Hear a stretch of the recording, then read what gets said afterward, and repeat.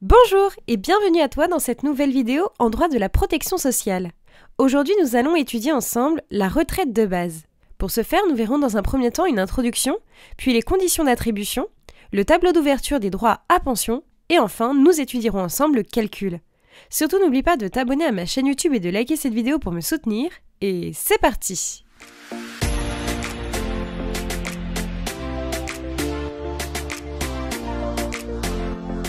Tout d'abord, donc, une petite introduction pour bien comprendre de quoi nous parlons. Le régime de la pension de retraite est basé sur deux facteurs principaux.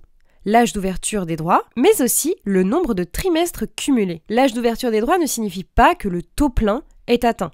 L'assuré pourra simplement prendre sa retraite, mais s'il n'a pas atteint le nombre de trimestres requis, eh bien sa pension ne sera pas à taux plein. Le nombre de trimestres cotisés est important pour savoir si l'assuré peut avoir sa retraite à taux plein ou non. À présent, étudions ensemble les conditions d'attribution. L'ouverture des droits à pension est conditionnée à l'année de naissance de l'assuré.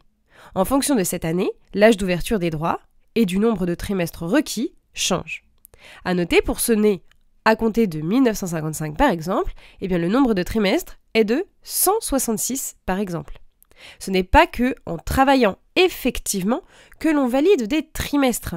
Les congés maternité par exemple permettent aussi de valider les trimestres.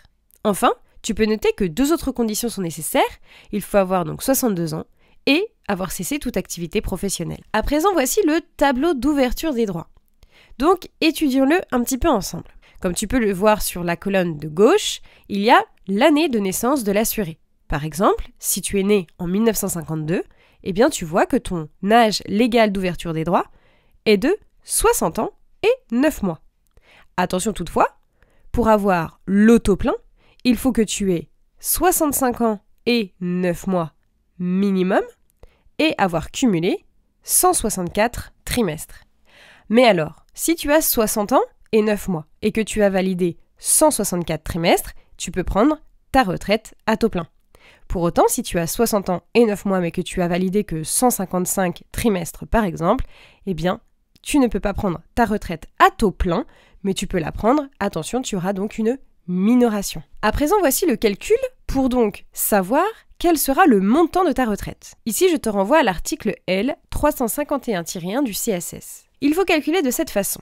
Le salaire annuel moyen des 10 dernières années, multiplié par la durée d'assurance, divisé par la durée requise, fois le taux de pension. Donc par exemple, imaginons que ton salaire annuel moyen soit de 38 000 euros. Eh bien donc tu mets dans ton calcul 38 000 euros. Multiplié par la durée d'assurance, eh bien par exemple tu as une durée d'assurance, si tu es né en 1952 toujours, eh bien imaginons que tu as donc bien validé les 164 trimestres.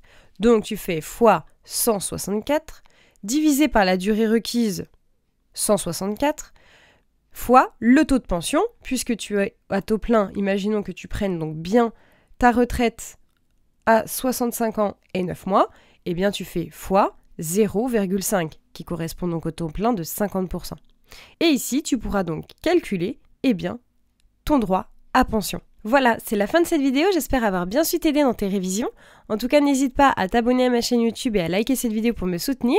Tu peux également retrouver les autres vidéos pour qu'on détaille un petit peu plus cette notion ensemble. En tout cas, n'hésite pas à me rejoindre sur mes réseaux sociaux, Instagram et TikTok. À bientôt!